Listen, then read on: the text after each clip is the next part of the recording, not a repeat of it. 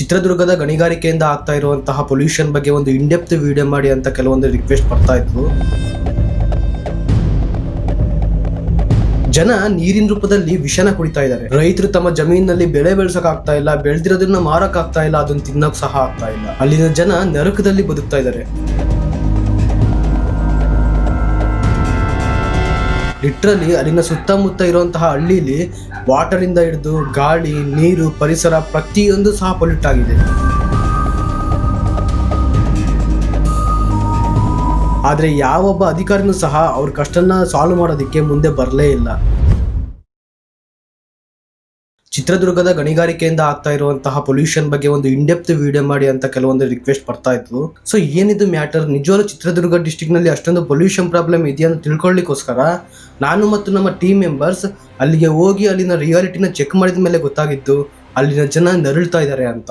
ಏನೋ ಒಂದ್ ಸ್ವಲ್ಪ ಪೊಲ್ಯೂಷನ್ ಪ್ರಾಬ್ಲಮ್ ಇರುತ್ತೆ ಬಿಡು ಅಂತ ಎಕ್ಸ್ಪೆಕ್ಟ್ ಮಾಡಿದ್ದೆ, ಬಟ್ ಪ್ರಾಬ್ಲಮ್ ಇಷ್ಟು ದೊಡ್ಡದಾಗಿರುತ್ತೆ ಅಂತ ಎಕ್ಸ್ಪೆಕ್ಟ್ ಮಾಡಿರ್ಲಿಲ್ಲ. ಲಿಟ್ರಲಿ ಅಲ್ಲಿನ ಸುತ್ತಮುತ್ತ ಇರುವಂತಹ ಹಳ್ಳಿಲಿ ವಾಟರ್ ಇಂದ ಹಿಡಿದು ಗಾಳಿ, ನೀರು, ಪರಿಸರ ಪ್ರತಿಯೊಂದು ಸಹ ಪೊಲ್ಯೂಟ್ ಆಗಿದೆ. ಜನ ನೀರಿನ ರೂಪದಲ್ಲಿ ವಿಷನ ಕುಡಿತಾ ಇದ್ದಾರೆ. ಜನ ಸಾಯ್ತಾ ಇದ್ದಾರೆ, ಮೂಕ ಪ್ರಾಣಿಗಳು ಸಾಯ್ತಾ ಇದಾವೆ. ರೈತರು ತಮ್ಮ ಜಮೀನಿನಲ್ಲಿ ಬೆಳೆ ಬೆಳೆಸಕ್ ಆಗ್ತಾ ಇಲ್ಲ, ಬೆಳೆದಿರೋದನ್ನ ಮಾರಕ್ ಆಗ್ತಾ ಇಲ್ಲ, ಅದನ್ನ ತಿನ್ನಕ್ ಸಹ ಆಗ್ತಾ ಇಲ್ಲ. ಅಲ್ಲಿನ ಜನ ನರಕದಲ್ಲಿ ಬದುಕ್ತಾ ಇದ್ದಾರೆ. So what is really happening in Chitradurga? ಇವತ್ತಿನ ವಿಡಿಯೋದಲ್ಲಿ ಇದ್ರ ಬಗ್ಗೆ ಕಂಪ್ಲೀಟ್ ಆಗಿ ತಿಳಿಸ್ಕೊಡ್ತೀನಿ. ಈ ಎಲ್ಲಾ ಸಮಸ್ಯೆಗಳಿಗೆ ಕಾರಣ ಏನು ಅಂತ ಗೊತ್ತಾ? ಅದೇ ಮೈನಿಂಗ್, ಅಂದ್ರೆ ಗಣಿಗಾರಿಕೆ. ನೀವು ನಂಬಲ್ಲ, ಈ ಮೈನಿಂಗ್ ಆಗ್ತಾ ಇರೋದು ಕೇವಲ ಚಿತ್ರದುರ್ಗ ಜಿಲ್ಲೆಯ ಕೆಲವೊಂದು ಜಾಗಗಳಲ್ಲಿ ಮಾತ್ರ. ಆದ್ರೆ ಈ ಮೈನಿಂಗ್ ಇಂದ ನೋವನ್ನ ಅನುಭವಿಸ್ತಿರೋದು ಚಿತ್ರದುರ್ಗ ಜಿಲ್ಲೆಯಲ್ಲಿರುವಂತಹ 1063 ಹಳ್ಳಿ ಜನರು. ಅದು ಹೇಗೆ ಅಂತ ನಿಮಗೆ ಮುಂದೆ ಗೊತ್ತಾಗುತ್ತೆ ನೋಡಿ. ಮೈನ್ ಡಾಟ್ ಅವರ ಪ್ರಕಾರ ಚಿತ್ರದುರ್ಗ ಜಿಲ್ಲೆಯಲ್ಲಿ ಟೋಟಲ್ ಆಗಿ 30 ರಿಂದ 35 ಮೈನ್ಸ್ ಇದಾವೆ. ಅಂಡ್ ಇದು ಟೋಟಲ್ ಆಗಿ 7591 ಎಕರೆ ಭೂಮಿಯನ್ನ ಅಕ್ವೈರ್ ಮಾಡ್ಕೊಂಡಿದೆ. ಐ ರಿಪೀಟ್, ಇದು ಟೋಟಲ್ ಆಗಿ 7591 ಎಕರೆ ಭೂಮಿಯನ್ನ ಅಕ್ವೈರ್ ಮಾಡ್ಕೊಂಡಿದೆ. ಅಂಡ್ ಈ ಮೈನ್ಸ್ ಅಲ್ಲಿ ತುಂಬಾ ಮೈನ್ಸ್ ಇರೋದು iron, lime stone, manganese and ಕಾಪರ್ದು. ಅಂಡ್ ಈ ಒಂದು ಮೈನ್ಸ್ ಇಂದಾನೆ ಬಹಳಷ್ಟು ಪೊಲ್ಯೂಷನ್ ಜನರೇಟ್ ಆಗ್ತಾ ಇರೋದು. ಇಲ್ಲಿ ಪ್ರಾಬ್ಲಮ್ ಏನು ಅಂತ ಅಂದ್ರೆ, ಈ ಮೈನ್ಸ್ ನ ಇವರು ಸಾಗಿಸ್ಬೇಕಾದ್ರೆ ಲಾರಿಗಳನ್ನ ಯೂಸ್ ಮಾಡ್ತಾರೆ. ಅಂಡ್ ಆ ಲಾರಿಗಳು ಆ ಮೈನಿಂಗ್ ಮಣ್ಣನ್ನ ತಗೊಂಡು ಹೋಗ್ಬೇಕಾದ್ರೆ ಒಂದು ಪ್ರಾಪರ್ ರೂಲ್ಸ್ ನ ಫಾಲೋ ಮಾಡಲ್ಲ. ಒಂದು ಸಲ ಇದನ್ನ ನೋಡಿ ಎಷ್ಟು ಲಾರಿಗಳು ಓಡಾಡ್ತಾ ಇದಾವೆ ಅಂತ. ಲಾರಿಗಳಲ್ಲಿ ಮಣ್ಣನ್ನ ತಗೊಂಡು ಹೋಗ್ಬೇಕಾದ್ರೆ ಆ ಮಣ್ಣಿನ ಮೇಲೆ ಒಂದು ಪ್ಲಾಸ್ಟಿಕ್ ಅನ್ನೋದನ್ನು ಸಹ ಹಾಕೊಳ್ಳಲ್ಲ. ಆ ಮಣ್ಣಿನ ಧೂಳು ಹಿಂದೆ ಹೋಗ್ತಿರುವಂತಹ ಜನರ ಮೇಲೆ ಬೀಳುತ್ತೆ. ಅಂಡ್ ಕೆಳಗಡೆ ಬಿದ್ದಿರುವಂತಹ ಮಣ್ಣನ್ನ ಕ್ಲೀನ್ ಸಹ ಮಾಡಲ್ಲ. ಮತ್ತೆ ಅದೇ ರೋಡ್ ನಲ್ಲಿ ಯಾವ್ದಾದ್ರು ಒಂದು ಹೆವಿ ವೆಹಿಕಲ್ ಓಡಾಡ್ತಾ ಇದೆ ಅಂದ್ರೆ ಮತ್ತೆ ಅದೇ ಧೂಳು ಮೇಲೆ ಹೇಳುತ್ತೆ. ಅಂಡ್ ಆ ಧೂಳನ್ನ ಸೇವಿಸಿದಂತಹ ಜನರ ಆರೋಗ್ಯದಲ್ಲಿ ವ್ಯತ್ಯಾಸ ಕಂಡು ಬರುತ್ತೆ. ಯಾಕಂದ್ರೆ ಈ ಮಣ್ಣಲ್ಲಿ silica, heavy minerals and toxic particles ಇರುತ್ತೆ. ಈ ಡಸ್ಟ್ ಏನಾದ್ರು ಮನುಷ್ಯನ ದೇಹ ಸೇರ್ತು ಅಂದ್ರೆ ಅದರಿಂದ asthma, lung disease, skin problem and ಕಣ್ಣಿನ ಸಮಸ್ಯೆಗಳು ಬರ್ತವೆ. ಇಲ್ಲಿ ಇನ್ನೊಂದು ದೊಡ್ಡ ಪ್ರಾಬ್ಲಮ್ ಏನು ಅಂತ ಅಂದ್ರೆ, ಇಲ್ಲಿ ನಡೆಯುವಂತಹ ಮೈನಿಂಗ್ ನ ಟಾಕ್ಸಿಕ್ ಪಾರ್ಟಿಕಲ್ಸ್ ಅಲ್ಲೇ ಅಕ್ಕಪಕ್ಕದಲ್ಲಿರುವಂತಹ ರೈತರ ಹೊಲದ ಮೇಲೆ ಬೀಳುತ್ತೆ. ಇದರಿಂದ ಆ ರೈತ ಕಷ್ಟಪಟ್ಟು ಬೆಳೆದಂತಹ ಬೆಳೆ ಕೂಡ ನಾಶ ಆಗೋಗುತ್ತೆ. ಅದೇ ಒಂದು ಟಾಕ್ಸಿಕ್ ಗ್ಯಾಸ್, ಅದೇ ಒಂದು ಟಾಕ್ಸಿಕ್ ಪಾರ್ಟಿಕಲ್ಸ್ ಮನೆ ಮೇಲೇನೂ ಸಹ ಬಿಡುತ್ತೆ. ಅಂಡ್ ಇನ್ಫ್ಯಾಕ್ಟ್ ಮನೆ ಒಳಗಡೆನೂ ಸಹ ಆ ಡಸ್ಟ್ ಬಂದು ಬೀಳುತ್ತೆ. ನೀವು ಈ ಒಂದು ರೀಜನ್ ನ ಏರ್ ಕ್ವಾಲಿಟಿ ಇಂಡೆಕ್ಸ್ ನ ಚೆಕ್ ಮಾಡಿದ್ರೆ ಅದು ನಾರ್ಮಲಿ ಮಾಡರೇಟ್ ಅಂತಾನೆ ತೋರಿಸುತ್ತೆ, but still it is completely polluted. ಅಲ್ಲಿನ ಜನ ಉಸಿರಾಡಿದಾಗ ಆಕ್ಸಿಜನ್ ಜೊತೆಗೆ ಆ ಟಾಕ್ಸಿಕ್ ಪಾರ್ಟಿಕಲ್ಸ್ ಸಹ ಅವರ ಬಾಡಿ ಒಳಗಡೆ ಹೋಗಿ ಜನರಿಗೆ ಇವತ್ತು ಬರಬಾರ್ದೇ ಇರುವಂತಹ ರೋಗ ಎಲ್ಲ ಬರ್ತಾ ಇದೆ. ನೋಡಿ, ಪ್ರತಿಯೊಬ್ರು ಊಟ ಮಾಡೋದು ರೈತ ಬೆಳೆದಿರುವಂತಹ ಬೆಳೆಯಿಂದ. ಆದ್ರೆ ಇವತ್ತು ಅಂತ ರೈತನಿಗೆ ಮೋಸ ಆಗ್ತಾ ಇದೆ. ನೋಡಿ, ನೀವು ಸುಮ್ನೆ ಇಮ್ಯಾಜಿನ್ ಮಾಡ್ಕೊಳ್ಳಿ, ನೀವೊಬ್ಬ ರೈತ ಅಂಡ್ ನಿಮ್ಮ ಹತ್ರ ಒಂದು ಒಳ್ಳೆ ಜಮೀನ್ ಇದೆ. ಅಂಡ್ ಆ ಒಂದು ಜಮೀನಲ್ಲಿ ಈ ಸಲ ಯಾವ ಬೆಳೆ ಹಾಕಿದ್ರೆ ಒಳ್ಳೇದು, ಯಾವ ಬೆಳೆ ಹಾಕಿದ್ರೆ ಒಂದು ಒಳ್ಳೆ ರೇಟ್ ಸಿಗುತ್ತೆ ಅಂತ ಕ್ಯಾಲ್ಕುಲೇಟ್ ಮಾಡಿ ಮಾರ್ಕೆಟಿಗೆ ಹೋಗಿ ಬೀಜನ ತಗೊಂಡ್ ಬಂದು 3 ರಿಂದ 4 ಲಕ್ಷ ಬಂಡವಾಳ ಹಾಕಿ ಉಳುಮೆ ಮಾಡಿ ಒಂದು ಒಳ್ಳೆ ಬೆಳೆನ ಬೆಳೀತಾ ಇರ್ಬೇಕಾದ್ರೆ ಆಗ ಎಲ್ಲೋ ಒಂದು ಅರ್ಧ ಕಿಲೋಮೀಟರ್ ಇಂದ ಮೈನಿಂಗ್ ಡಸ್ಟ್ ಪಾರ್ಟಿಕಲ್ಸ್ ಬಂದು ನಿಮ್ಮ ಹೊಲದ ಮೇಲೆ ಬಿದ್ದು ಇಡೀ ಹೊಲದಲ್ಲಿ ಬೆಳೆದಿರುವಂತಹ ಬೆಳೆ ಎಲ್ಲ ನಾಶ ಆಗಿ ಹಾಕಿರುವಂತಹ ಬಂಡವಾಳನೂ ಸಹ ಕೈಗೆ ಸಿಗದೆ ಇದ್ದಾಗ ನಿಮಗೆ ಇದನ್ನೆಲ್ಲ ನೋಡಿ ಎಷ್ಟು ನೋವಾಗಲ್ಲ ಹೇಳಿ. ಅಂಡ್ ಇದಕ್ಕಿಂತ ತುಂಬಾ ನೋವು ಯಾವಾಗ ಆಗುತ್ತೆ ಗೊತ್ತಾ? ನಿಮ್ಮ ಪ್ರಾಬ್ಲಮ್ ನ ನೀವು ಅಧಿಕಾರಿಗಳ ಹತ್ರ ಹೋಗಿ ಹೇಳಿದಾಗ ಅವರು ಸರಿಯಾಗಿ ರೆಸ್ಪಾನ್ಸ್ ಮಾಡದೇ ಇದ್ದಾಗ. ಅಂಡ್ ಇಲ್ಲೂ ಸಹ ಅದೇ ಆಗ್ತಾ ಇರೋದು. ಒಂದು ವೇಳೆ ಏನಾದ್ರೂ ಈ ವಿಷಯದ ಬಗ್ಗೆ ಮಾತಾಡಿದ್ರೆ ಅವ್ರಿಗೆ ಏನಾಗುತ್ತೋ ಅನ್ನೋ ಒಂದು ಭಯದ ವಾತಾವರಣ ಸೃಷ್ಟಿ ಮಾಡ್ಬಿಟ್ಟಿದ್ದಾರೆ. ಈ ಊರಲ್ಲಿ ಪ್ರಭಾವಿ ಯಾರಿದ್ದಾನೆ ಅವನ್ ಬುಕ್ ಮಾಡ್ಕೊಂಡ್ಬಿಡೋದು. ಇಲ್ಲಿ ಯಾರು ದನಿ ಎತ್ತಕ್ಕೆ ಅವಕಾಶನೇ ಇಲ್ಲ. ದನಿ ಎತ್ತಿದ್ರೆ ನಾಳೆ ನನ್ನ ಮನೆ ಮೇಲೆ ಯಾವ ಲಾರಿ ನುಗ್ತಾನೋ, ನಾನು ಬೈಕಲ್ಲಿ ಹೋಗ್ಬೇಕಾದ್ರೆ ಯಾವನ್ ಹೊಡೆದಾಗ್ತಾನೋ ಅನ್ನೋ ಭಯದ ವಾತಾವರಣ ಕ್ರಿಯೇಟ್ ಮಾಡಿದ್ದಾರೆ. ನೋಡಿ, ಈಗ ಮನುಷ್ಯ ಅದನ್ನು ತಾನು ತಿನ್ನುವಂತಹ ಆಹಾರವನ್ನ ತೊಳ್ಕೊಂಡು ತಿಂತಾನೆ. ಹಣ್ಣು, ಹಂಪಲು, ತರಕಾರಿಗಳನ್ನ ತೊಳೆದು ತಿಂತಾನೆ. ಆ ಸಾಮಾನ್ಯ ಜ್ಞಾನ ಅಂತೂ ಮನುಷ್ಯನಿಗಿದೆ. ಆದ್ರೆ ಆ ಜ್ಞಾನ ಮೂಕ ಪ್ರಾಣಿಗಳಿಗಿಲ್ಲ. ಅವೇನ್ ಮಾಡ್ತವೆ, ಎಲ್ಲಾದ್ರೂ ಬೆಳೆದಿರುವಂತಹ ಹುಲ್ಲನ್ನ ತಿಂತವೆ. ಆ ಹುಲ್ಲಿನ ಮೇಲೆ ಅದೇ ಒಂದು ಟಾಕ್ಸಿಕ್ ಪಾರ್ಟಿಕಲ್ಸ್ ಬಂದು ಬಿದ್ದಿರುತ್ತೆ. ಆ ಮೂಕ ಪ್ರಾಣಿಗಳು ಆ ಹುಲ್ಲನ್ನ ತಿಂದಾಗ ಅದರ ದೇಹದೊಳಗೆ ಇದೇ ಒಂದು ಟಾಕ್ಸಿಕ್ ಪಾರ್ಟಿಕಲ್ಸ್ ಹೋಗಿ ಒಂದು ಸ್ಲೋ ಪಾಯ್ಸನ್ ರೀತಿ ವರ್ಕ್ ಮಾಡುತ್ತೆ.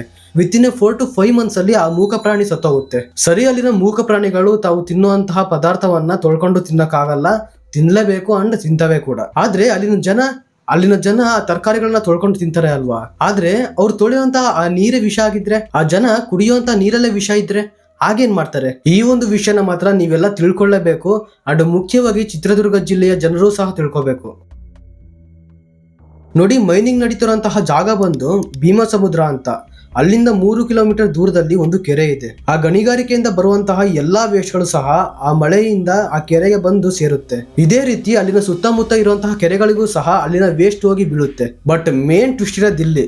ಅಲ್ಲಿನ ನೀರು ಹರಿದು ಇನ್ನು ಮುಂದೆ ಇರುವಂತಹ ವಾಣಿ ವಿಲಾಸ ಸಾಗರ ಅಂದ್ರೆ ಮಾರಿಕಣಿವೆ ಡ್ಯಾಮಿಗೆ ಹೋಗಿ ಸೇರುತ್ತೆ. ಅಂಡ್ ಆ ಒಂದು ಮಾರಿಕಣಿವೆ ಡ್ಯಾಮ್ ನಲ್ಲಿರುವಂತಹ ನೀರನ್ನ ಆ ಚಿತ್ರದುರ್ಗ ಜಿಲ್ಲೆಯ 1063 ಹಳ್ಳಿಗಳಲ್ಲಿ ಯೂಸ್ ಮಾಡ್ತಾರೆ. ಅಂಡ್ ಆ ಜನಕ್ಕೆ ಗೊತ್ತಿಲ್ಲದೆ ಆ ನೀರನ್ನ ತಮ್ಮ ಅಡಿಗೆಯಲ್ಲಿ ಬಳಸ್ತಾರೆ, ತಾವು ಕುಡಿತಾರೆ, ಅಂಡ್ ತಮ್ಮ ಚಿಕ್ಕ ಪುಟ್ಟ ಮಕ್ಕಳಿಗೂ ಸಹ ಕುಡಿಸ್ತಾರೆ. ಅಂಡ್ ಅವ್ರಿಗೆ ಗೊತ್ತಿಲ್ಲದೆ ಅವ್ರ ಆರೋಗ್ಯ ಮೆಲ್ಲಿಗೆ ಕೆಡ್ತಾ ಬರುತ್ತೆ. ಪಾಪ ಅಲ್ಲಿನ ಜನ ತಾವು ನೀರು ಕುಡಿತಿದೀವಿ ಅಂತ ಅಂದ್ಕೊಂಡಿದ್ದಾರೆ. ಆದ್ರೆ ಆ ಜನಕ್ಕೆ ಗೊತ್ತಿಲ್ಲ ತಾವು ನೀರು ಕುಡಿಯುವಂತಹ ನೆಪದಲ್ಲಿ ವಿಷನ ಕುಡಿತಾ ಇದೀವಿ ಅಂತ. ಅಂಡ್ ಅವರ ದೇಹಗಳು ಸ್ಲೋಲಿ ಪಾಯ್ಸನೇಟ್ ಆಗ್ತಾ ಅವರ ದೇಹಗಳಿಗೆ ಬರಬಾರ್ದಿರೋಂತಹ ರೋಗಗಳೆಲ್ಲ ಬಂದು ಆಸ್ಪತ್ರೆಗಳಿಗೆ ಸಿಕ್ಕಾಪಟ್ಟೆ ದುಡ್ಡಾಗ್ತಾರೆ. ಅಂಡ್ ಇದ್ರ ಬಗ್ಗೆ ಆ ಜನ ಹೋರಾಡ್ತಾ ಇಲ್ಲ ಅಂತ ಅಲ್ಲ, ಪ್ರತಿದಿನ ಕೂಡ ಇದ್ರ ಬಗ್ಗೆ ಧ್ವನಿ ಎತ್ತುತ್ತಾನೆ ಇದ್ದಾರೆ. ಆದ್ರೆ ಏನ್ ಪ್ರಯೋಜನ? ಇದ್ರ ಬಗ್ಗೆ ಅಲ್ಲಿನ ಅಧಿಕಾರಿಗಳು ಸ್ವಲ್ಪ ಕೂಡ ಕ್ರಮ ತಾಳಲ್ಲ. ಒಬ್ಬರಿಗೆ ಇಡಿಸಿಲ್ಲ, ಯಾವ ಅಧಿಕಾರಿ ಹೇಳಿದ್ರು ಕಂಪ್ಲೇಂಟ್ ಕೊಟ್ಟಾಯ್ತು, SP ತಕ ಹೋಗಿದ್ದಾಯ್ತು, DC ತಕ ಹೋಗಿದ್ದಾಯ್ತು, ಯಾರಿಗೂ ನಮ್ಮ ಪ್ರಶ್ನೆ ಇಲ್ಲ, ನಮ್ಮ ಬಾಳೆ ಹಾಳು. ನಮ್ಮ ಟೀಮ್ ಮೆಂಬರ್ ತಂದಿರುವಂತಹ ಈ ಒಂದು ಫುಟೇಜ್ ನ ನೀವು ನೋಡಬಹುದು. ಈ ಮೈನಿಂಗ್ ಎಷ್ಟು ದೊಡ್ಡದಾಗಿ ನಡೀತಾ ಇದೆ ಅಂತ, ಅಂಡ್ ಅಲ್ಲಿ ಎಷ್ಟು ಧೂಳು ಬರ್ತಾ ಇದೆ ಅಂತ. ಅಂಡ್ ಈ ಒಂದು ಧೂಳು ಬರ್ತಾ ಇರೋದು ಕೇವಲ ಒಂದು ವೆಹಿಕಲ್ ಇಂದ ಮಾತ್ರ. ಇದೇ ತರ ಆ ಒಂದು ರೀಜನ್ ನಲ್ಲಿ 30 ರಿಂದ 40 ಮೈನ್ಸ್ ಇದಾವೆ. ಅಂಡ್ 700 ರಿಂದ 800 ಲಾರಿಗಳು ಅಲ್ಲಿ ತಿರುಗಾಡ್ತಾ ಇರ್ತವೆ. ಅಂಡ್ ಆ ಲಾರಿಗಳಿಂದ ಇನ್ನು ಎಷ್ಟು ಧೂಳು ಆಚೆ ಬರಲ್ಲ ಹೇಳಿ? ಬಹುಶಃ ನಿಮಗೆ ಇಲ್ಲೊಂದು ಡೌಟ್ ಬರ್ಬೋದು, ಆ ಊರಿನಲ್ಲಿ ಗಣಿಗಾರಿಕೆ ಆಗ್ತಾ ಇದೆ, ಇವತ್ತಿನ ದಿನ ಅಲ್ಲಿ ಪೂರ್ತಿಯಾಗಿ ಪೊಲ್ಯೂಷನ್ ಇಂದ ತುಂಬಿದೆ, ಬದುಕೋಕೆ ಕಷ್ಟ ಆಗ್ತಾ ಇದೆ ಅಂತ ಹೇಳೋರು ಅವಾಗ ಆ ಗಣಿಗಾರಿಕೆ ಶುರು ಆದಾಗ ಅವಾಗಲೇ ಅವರು ಇದನ್ನ ತಡಿಬೋದಿತ್ತು ಅಲ್ವಾ ಅಂತ ಏನೋ ನಿಮಗೊಂದು ಡೌಟ್ ಬಂದ್ರು ಬರ್ಬೋದು. Let me explain about this. ಮೊದಲನೇದಾಗಿ ಆ ಒಂದು ರೀಜನ್ ನಲ್ಲಿ ಗಣಿಗಾರಿಕೆ ಶುರು ಆದಾಗ ಅಲ್ಲಿನ ಲೋಕಲ್ಸ್ ಜನರಿಗೆ ಕೆಲಸ ಸಿಕ್ತು, ಲಾರಿ ಡ್ರೈವರ್ಸ್ಗೂ ಸಹ ಕೆಲಸ ಸಿಕ್ತು. ಅಂಡ್ ಸ್ಟಾರ್ಟಿಂಗ್ ನಲ್ಲಿ ಅಂತ ಏನು ಹೆವಿ ಪೊಲ್ಯೂಷನ್ ಅಂತ ಇರ್ಲಿಲ್ಲ. ಆಗ ಅಲ್ಲಿನ ಜನಕ್ಕೆ ಒಳ್ಳೆ ಉದ್ಯೋಗಾವಕಾಶ ಸಹ ಸಿಕ್ತು. ಅಂಡ್ ಅವ್ರು ಏನಂತ ಥಿಂಕ್ ಮಾಡಿದ್ರು ಅಂದ್ರೆ, ಈಗ ಒಂದೇ ಒಂದು ಮೈನಿಂಗ್ ಬಂದಿರೋದ್ರಿಂದ ಇಷ್ಟು ಜನರ ಉದ್ಯೋಗಕ್ಕೆ ಹೆಲ್ಪ್ ಆಗಿದೆ, ಒಂದು ವೇಳೆ ಇನ್ನೂ ಮೈನಿಂಗ್ ಕಂಪನಿಗಳು ಬಂದ್ರೆ ಎಲ್ಲರಿಗೂ ಸಹ ಕೆಲಸ ಸಿಗುತ್ತೆ ಅಂತ ಅಂದ್ಕೊಂಡ್ರು. ಅದಕ್ಕೇನೆ ಅದನ್ನ ಯಾವತ್ತೂ ಕೂಡ ತಡೆಯೋಕೆ ಹೋಗ್ಲೇ ಇಲ್ಲ. ಆದ್ರೆ ಈ ಎಲ್ಲಾ ಮೈನಿಂಗ್ ಕಂಪನಿಗಳು ಶುರುವಾದಾಗಲೇ ಗೊತ್ತಾಗಿದ್ದು ನಿಜವಾದ ಕಥೆ ಏನು ಅಂತ. ಪಾಪ ಆ ಊರಿನ ಜನ ತಮ್ಮ ಕಷ್ಟಗಳನ್ನ ಹೇಳ್ಕೊಂಡು ಪ್ರತಿಯೊಬ್ಬರಿಗೂ ಸಹ ಲೆಟರ್ ಬರ್ದಿದ್ದಾಯ್ತು, ರೋಡಿನ ಮಧ್ಯದಲ್ಲಿ ನಿಂತ್ಕೊಂಡು ನ್ಯಾಯನೂ ಸಹ ಕೇಳಿದ್ದಾಯ್ತು. ಆ ಜಿಲ್ಲೆಗೆ ಸಂಬಂಧಪಟ್ಟಂತಹ ಎಲ್ಲಾ ಅಧಿಕಾರಿಗಳ ಹತ್ರನೂ ಸಹ ತಮ್ಮ ಕಷ್ಟಗಳನ್ನ ಹೇಳ್ಕೊಂಡ್ರು. ಆದ್ರೆ ಯಾವೊಬ್ಬ ಅಧಿಕಾರಿನೂ ಸಹ ಅವ್ರ ಕಷ್ಟನ ಸಾಲ್ವ್ ಮಾಡೋದಕ್ಕೆ ಮುಂದೆ ಬರಲೇ ಇಲ್ಲ. ಇಂಥ ಒಂದು ಕರಪ್ಟ್ ಸಿಸ್ಟಮ್ ನಲ್ಲಿ ಇವತ್ತು ನಾವಿದೀವಿ. ಇಲ್ಲಿ ಮೂಕ ಪ್ರಾಣಿಗಳ ಜೀವಕ್ಕೆ, ಬಡವರ ಜೀವಕ್ಕೆ ಬೆಲೆನೇ ಇಲ್ಲ. ಸೊ ನೋಡಿ, ಇವತ್ತಿನ ದಿನ ಚಿತ್ರದುರ್ಗ ಡಿಸ್ಟ್ರಿಕ್ಟ್ ನಲ್ಲಿ ಏನ್ ನಡೀತಾ ಇದೆ ಅಂತ ಅನ್ನೋದನ್ನ ನಾನು ನಿಮಗೆ ತಿಳಿಸ್ಬೇಕಿತ್ತು. ಅಂಡ್ ಈ ವಿಡಿಯೋ ಮುಖಾಂತರ ನಾನು ಆ ಒಂದು ಕೆಲಸನ ಮಾಡಿದ್ದೀನಿ. ಸೊ ಇದ್ರ ಬಗ್ಗೆ ಆದಷ್ಟು ಕೂಡ ಧ್ವನಿ ಎತ್ತಬೇಕು. ಆದಷ್ಟು ಈ ವಿಡಿಯೋನ ಎಲ್ರಿಗೂ ಶೇರ್ ಮಾಡಿ. ಇವತ್ತಿನ ದಿನ ಚಿತ್ರದುರ್ಗದಲ್ಲಿ ಏನ್ ನಡೀತಿದೆ ಅಂತ ಅಂದ್ಬಿಟ್ಟು ಎಲ್ಲರಿಗೂ ಸಹ ಗೊತ್ತಾಗಬೇಕು. ಐ ಹೋಪ್ ಈ ಒಂದು ವಿಡಿಯೋ ನಿಮಗೆ ಇನ್ಫಾರ್ಮೇಟಿವ್ ಆಗಿರುತ್ತೆ. ಈ ವಿಡಿಯೋ ನಿಮಗೆ ಇನ್ಫಾರ್ಮೇಟಿವ್ ಅಂತ ಅನ್ಸಿದ್ರೆ ಈಗಲೇ ಈ ವಿಡಿಯೋಗೆ ಒಂದು ಲೈಕ್ ಕೊಡಿ.